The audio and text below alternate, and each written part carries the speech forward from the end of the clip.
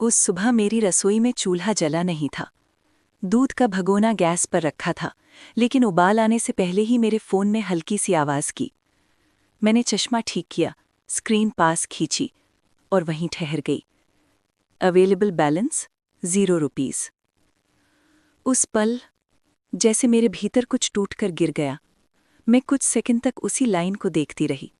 मन कह रहा था गलत होगा, बैंक ने किसी और को भेज दिया होगा, या शायद अभी अपडेट नहीं हुआ होगा। लेकिन दिल जानता था, ये सच है। मेरी उंगलियां कांपने लगीं, उम्र से नहीं, उस डर से जो अचानक सीने में उतर आता है।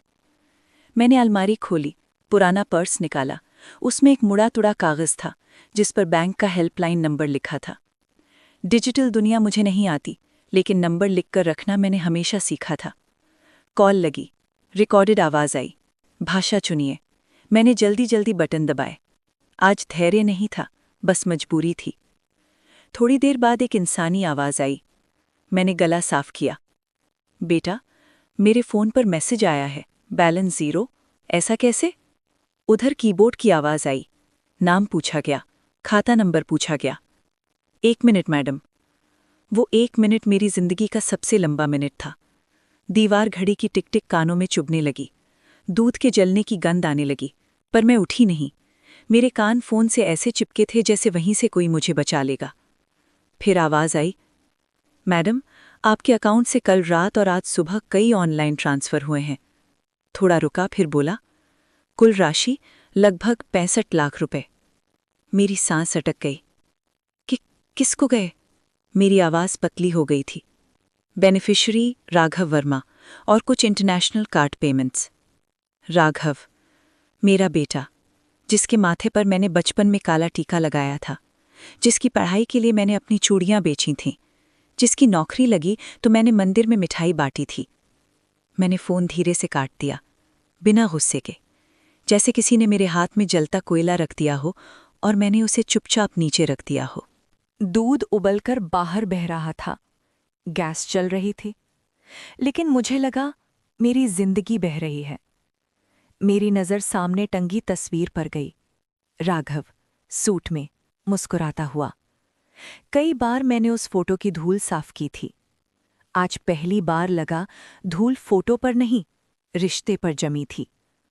तभी दरवाजे पर दस्तक हुई। शर्मा आंटी अंदर आ गई। अरे शांति, तुम्हारा बेटा तो कमाल कर रहा है। उन्होंने फोन दिखाया, दुबई की तस्वीरें, राघव, उसकी पत्नी, सब चमकता हुआ। कब गए?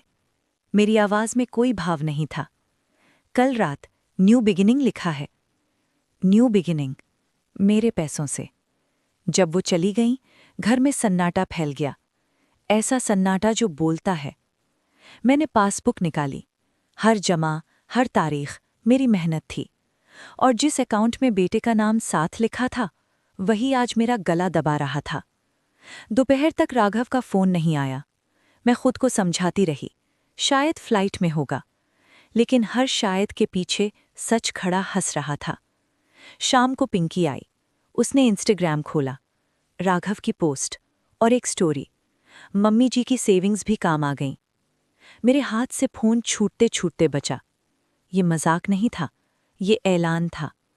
उस रात मैंने डायरी खोली और लिखा, आज पैसा गया है, कल इज्जत नहीं जाने दूंगी।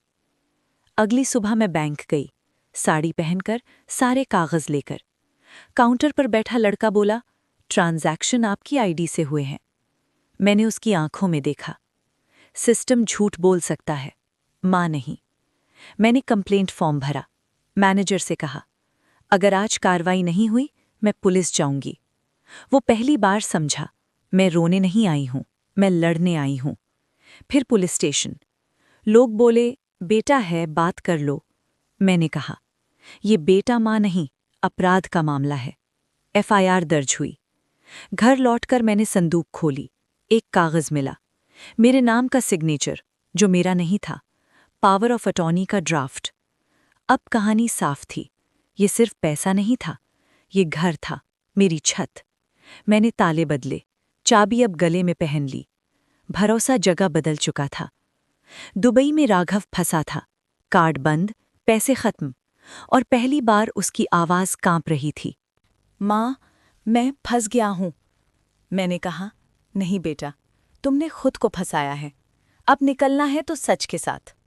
उस रात तानिया और उसकी माँ ने राघव को धमकी दी, अगर तुम्हारी माँ के साथ हो तो हम तुम्हारे साथ नहीं। और वहीं राघव ने पहली बार साफ देखा, प्यार नहीं था, सिर्फ फायदा था। सुबह मैंने फिर चाय बनाई। कड़वी थी, लेकिन अब कड़वाहट से डर नहीं लगता था, क्योंकि ये लड़ाई पैसे की नहीं थी। ये लड़ाई उस सोच की थी जो माँ को सॉफ्ट टारगेट समझती है। और मैंने तय कर लिया था, जब एक माँ अपने लिए खड़ी हो जाती है तो दुनिया की कोई ताकत उसे फिर झुका नहीं सकती।